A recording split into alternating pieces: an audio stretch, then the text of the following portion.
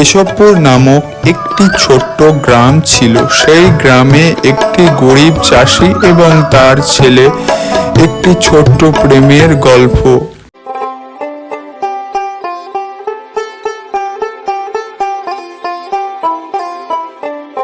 মায়া, আমি বড় হতে চাই, কিছু করে দেখাতে চাই। তুমি জানো আমাদের বাড়ির অবস্থা খুব শোচনীয়, সেই জন্যই আমি শহরে যাচ্ছি। তুমি আমার অপেক্ষায় থেকো, আমি তোমাকে ঠিকই চিঠি পাঠাবো। আমি অবশ্যই ফিরে আসব।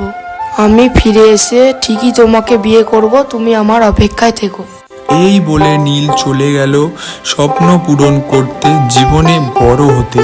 তারপর থেকে মায়া নীলের একটি চিঠির অপেক্ষায় কিছু দিন, কিছু রাত, কিছু সময় কেটে যায় সেই একই গাছের তলায়, সেই নীলের বসার জায়গায়। এরপর এই দিন কাটতে কাটতে কবে যে মায়ার একটি বছর কেটে গেল, সেটি মায়া এখনো বুঝে উঠতে পারেন না।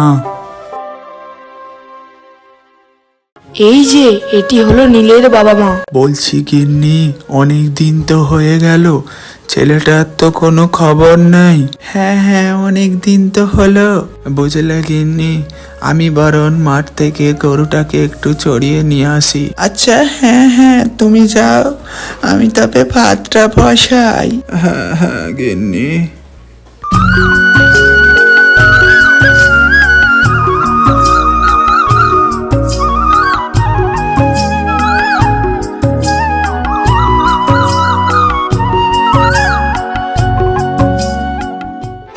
এটি হচ্ছেন মায়ার মা, আর এটি হচ্ছেন মায়ার বাবা। এরা হচ্ছে অনেকটা বড়লোক ফ্যামিলির লোক। বুঝলে শিবা, মেয়েটা তো অনেক বড় হলো। আমার অফিসে একটি স্টাফের ভালো ছেলে আছে, তো তার ছেলের সাথে আমি আমার শিবার বিয়ে দিতে চাই। তোমার কি কোনো আপত্তি আছে? না না, আমার আপত্তি কেন থাকবে? আপনি যেটা ভালো বুঝবে সেটাই করবেন। দেখো তাহলে দিয়েই দাও। মেয়েটা কোথায় গেল? মনে হয় গাছের তলায় বসে আছে। আচ্ছা, আমি ওখানে গিয়ে ওকে খুশির খবরটা বলে দিই। হ্যাঁ, যাও তাহলে। এই বলে মায়ার বাবা তার কাছে গেল। এইদিকে মায়ার প্রিয় মানুষের অপেক্ষায় মন মরা হয়ে গাছের নিচে শীতল হাওয়ায় বসে আছে। মায়া, তোমার জন্য আমি একটা ছেলে দেখেছি। সামনে লগনসায় তোমার বিয়ে দেব। ছেলে অনেক ভালো। মায়া এই কথা শুনে সে ভাবতে পারছিল না সে কি করবে, কোথায় যাবে। মায়ার মাথায় যেন একটা জ্যান্ত আকাশ ভেঙে মাথায় পড়ে গেল। এরপর মায়া এই দুঃখে যায় নীলের বাবার কাছে। কাকু। হ্যাঁ বল মা। কাকু, তুমি কি জানো আমার নীল কবে ফিরে আসবে? নীল কোথায়? না রে মা, জানি না। ছেলেটা যে কোথায় গেল বলে গেল, বাবা আমি বাইরে যাচ্ছি। কাকু, আমি ওকে অনেক ভালোবাসি। আমি জানি না কেন ও আমাকে ছেড়ে চলে গেল।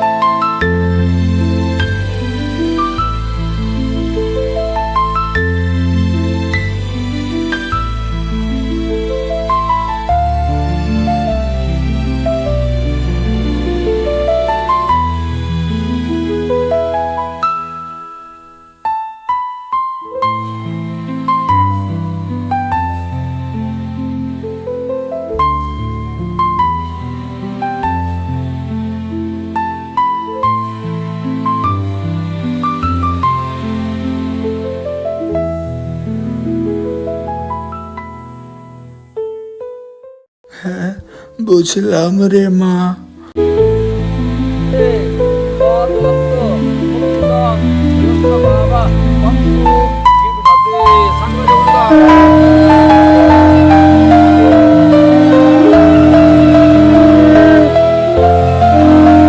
এরপর মায়ার বিয়ে হয়ে গেল। মায়া সুখে শান্তিতে সংসার করতে লাগলো। আর এইদিকে নীলের কোনো খবর পেল না মায়া। দুজনে পুরো বিচ্ছেদ হয়ে গেল। গল্পটি যদি ভালো লাগে অবশ্যই সাবস্ক্রাইব করে পাশে থাকবে।